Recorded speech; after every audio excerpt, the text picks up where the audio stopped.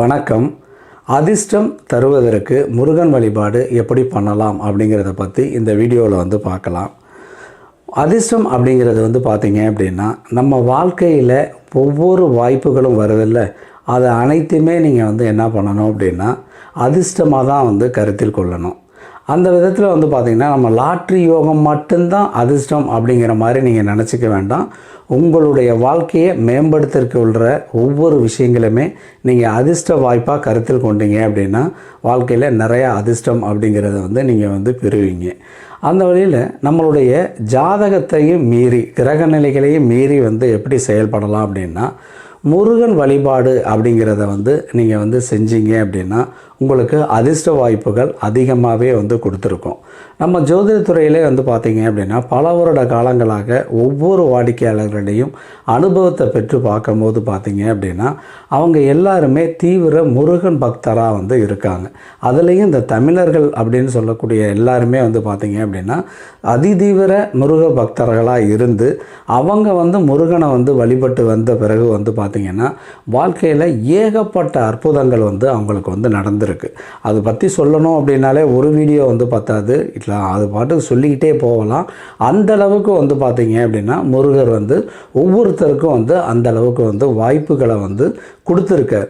அதே மாதிரி பார்த்திங்கன்னா அந்த அதிர்ஷ்டம் அப்படிங்கிறது நம்ம இந்த லாட்ரி யோகம் போட்ட பிறகு பார்த்தீங்க அப்படின்னா நிறைய பேர் முருகனை தொடர்ச்சியாக கும்பிட்டுட்டே வர சொல்லியிருந்தேன். நிறைய எல்லாருமே ஏதாவது ஒரு வகையில் முருகனை கும்பிட்டுவாங்க அப்படின்னு சொல்லியிருந்தேன். அவங்க எல்லாருக்குமே ஒரு நல்ல விஷயங்கள் அப்படிங்கிறது வாழ்க்கையில் கிடச்சிருக்கு. என்னட்ட ஜோதிடம் ஆலோசனை பெறுறவங்க அனைத்து பேருக்குமே முருகன் வழிபாடு செய்ய சொல்லுவேன்.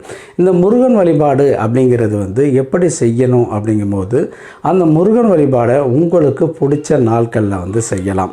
அதாவது நீங்கள் சஷ்டியில் பண்ணுறீங்க, இல்லை கார்த்திகையில் பண்ணுறீங்க, இல்லை பௌர்ணமியில் பண்ணுறீங்க, அமாவாசையில் பண்ணுறீங்க, எந்த நாள்னாலும் பண்ணுங்கள். ஆனால் உங்களுக்கு இந்த நாளில் மனசுக்குள்ளே தோணும், இந்த நாளில் நான் முருகனை வழிபட்டு வந்தேன் அப்படின்னா எனக்கு நல்லது நடக்கும் அப்படிங்கிற மாதிரி நீங்கள் நினச்சிருப்பீங்க. அந்த மாதிரியான நாட்களை தேர்ந்தெடுத்தே நீங்கள் செய்யலாம்.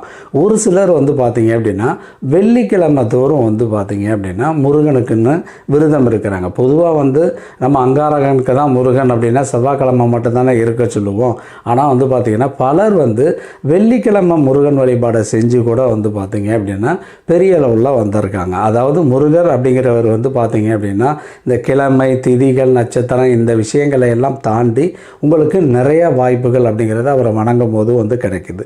இதில் என்ன அப்படின்னா நீங்கள் அவர்கிட்ட உண்மையாக இருந்துக்கணும். ஏனோ தானோ அப்படிங்கிற மாதிரியான விஷயங்களை கடைப்பிடிச்சிருக்கக்கூடாது.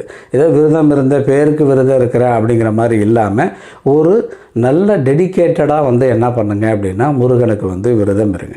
அப்படி விரதம் இருந்தீங்க அப்படின்னா அது மிக சிறப்பாக வரும். அதன் பிறகு புகழ்பெற்ற முருகன் கோயில்களுக்கு எல்லாருமே பார்த்தீங்க அப்படின்னா வருடத்திற்கு 3 முறைனாலும் நீங்கள் சென்று வரணும். இப்போ பழனி எடுத்துக்கிட்டோம்னு வைங்களேன், பழனிக்கு போகும்போது நம்ம ஒரு வருஷத்துலேயே 3 டைம் பிளான் பண்ணி போகணும். அது எந்த நாளாக இருந்தாலும் பரவாயில்ல, 3 நாள் போயிட்டு பாருங்க.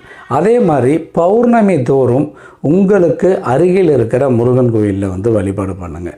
இல்லை பிரசித்தி பெற்ற முருகனுக்கு தான் நான் போகணும் அப்படின்னு நீங்கள் நினச்சிங்கன்னா தாராளமாக நீங்கள் போகலாம். ஆனால் அந்த பௌர்ணமி வழிபாடு அப்படிங்கிறது தொடர்ச்சியாக செஞ்சுட்டு வரும்போது பார்த்தீங்க அப்படின்னா அவங்களுக்கும் மிகப்பெரிய அளவில் வாய்ப்புகள் அப்படிங்கிறது முருகன் அருளால் அவங்களுக்கு கிடைக்கிது அப்படிங்கிறதான் சொல்லணும். அதனால் அந்த முருகன் அந்த மாதிரியான வாய்ப்புகள் கொடுத்துக்கிட்டு இருக்கார். அதே மாதிரி அதிர்ஷ்டம் அப்படிங்கும்போது அந்த முருகனை மட்டும்தான் வழங்கிட்டே வந்தால் கூட அவங்களுக்கு அதிர்ஷ்டம் வந்துடுது. அதாவது நான் சொல்லக்கூடிய இந்த அதிர்ஷ்டம் லாட்ரி யோகம் அப்படிங்கிறது தான். இதில் பார்த்தீங்க அப்படின்னா அவங்களும் தொடர்ச்சியாக முருகன் வழிபாட்டை செய்கிறாங்க. நீங்கள் மற்றபடி காளி வழிபாடோ இல்லை வேறு ஏதாவது லட்சுமி வழிபாடு இதையெல்லாம் தாண்டி முருகனை மட்டுமே கும்பிட்டுட்டு வந்த பலர் பார்த்தீங்க அப்படின்னா அவங்க மிகப்பெரிய லெவலில் ஒரு அதிர்ஷ்ட வாய்ப்புகளை பெற்றிருக்காங்க. அதுக்கு அடுத்த மாதிரி உங்களுக்கு ஒரு சந்தேகம் வரலாம். அதாவது நான் சரராசியாக இருக்கிறேன், அதாவது மகர ராசியாக இருக்கிறேன், எனக்கு பாதகாதிபதியாக முருகர் வருவார், செவ்வாய் எனக்கு பாதகாதிபதியாக வருவார், நான் முருகனை வணங்கினேன் அப்படின்னா எனக்கு அந்த முருகன் பிரச்சனையை தானே கொடுப்பார் அப்படிங்கிற மாதிரி நீங்கள் என்னை நினைக்கலாம். இன்றைக்கி பார்த்தீங்க அப்படின்னா மகர ராசினர் தான் மிகப்பெரிய முருக பக்தர்களாக இருக்கிறாங்க. அதுக்கு என்ன காரணம் அப்படின்னு பார்த்தோம்னா, பாதகாதிபதி எப்படி நன்மை செய்வார் அப்படின்னு நீங்கள் வந்து ஒரு கருத்தில் வந்து சொல்லலாம்.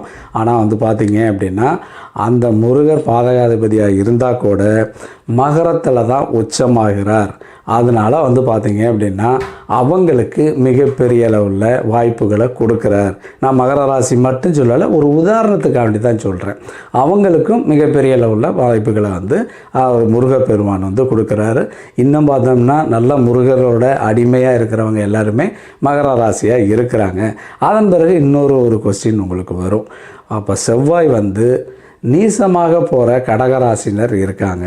அப்போ அந்த கடகராசினர் வந்து நீசமாக போகிற முருகனை வணங்கலாமா அப்படின்னு வந்து கூட கேட்கலாம். இல்லை உங்கள் ஜாதகத்தில் நீசமாக முருகன் இருக்காருன்னா நீங்கள் தாங்க முருகனை அதிகமாக வந்து வணங்கணும் அப்படின்னு வந்து சொல்லுவேன். ஏன்னா நீசமாக போகிறவரை பலப்படுத்தணும் அப்படின்னாலும் நீங்கள் முருகனை வந்து வழிபடணும். அப்போ வந்து என்ன பண்ணுவார் அப்படின்னா அவர் வந்து உங்களுக்கு வாய்ப்புகளை கொடுப்பாரு. முருகர் அப்படிங்கிறவர் வந்து பார்த்தீங்க அப்படின்னா உங்களுக்கு இந்த வீடு மனைகள் நிலப்புணங்கள்லாம் மட்டும் கொடுக்குறவர் மட்டும் கிடையாது, அவர் அதிர்ஷ்ட வாய்ப்புகளை வந்து கொடுக்குறவர். நீங்கள் என்ன பண்ணணும் அப்படின்னா தொடர்ச்சியாக முருகர் வழிபாட்டை செய்யணும். ஒரு முறை முருகன் கோயிலுக்கு போயிட்டு வந்து எனக்கு எதுவுமே நடக்கலை அப்படிங்கிற மாதிரி சொல்லாதீங்க. ஏன்னா முருகர் அப்படின்னாலே அவர் போர்க்கடவுள், உங்களை சோதனை பண்ணுவார். டக்குன்னு போகும்போது நிறையா பிரச்சனைகள் தான் வரும். அதையும் தாண்டி அவர்கிட்ட போனீங்க அப்படின்னா அவரோட அன்பு மலையும் அருள்மலையும் உங்கள் மேலே வந்து பொழிந்து அதிர்ஷ்ட வாய்ப்புகளை அள்ளி வந்து கொடுப்பாரு. கண்டிப்பாக வந்து உங்களுக்கு நீங்கள் எதிர்பார்த்த அதிர்ஷ்ட வாய்ப்புகள் மிக குறைந்த காலத்திலேயே வந்து கொடுக்கக்கூடிய ஒரே கடவுளாக வந்து முருகன் இருக்கிறதுனால இனிமேல் நீங்கள் முருகனை வந்து நல்லா பிடிச்சிக்கிட்டிங்கன்னா அதிர்ஷ்ட வாய்ப்புகள் உங்களுக்கு வந்து கிடைக்கும். நன்றி நண்பர்களே.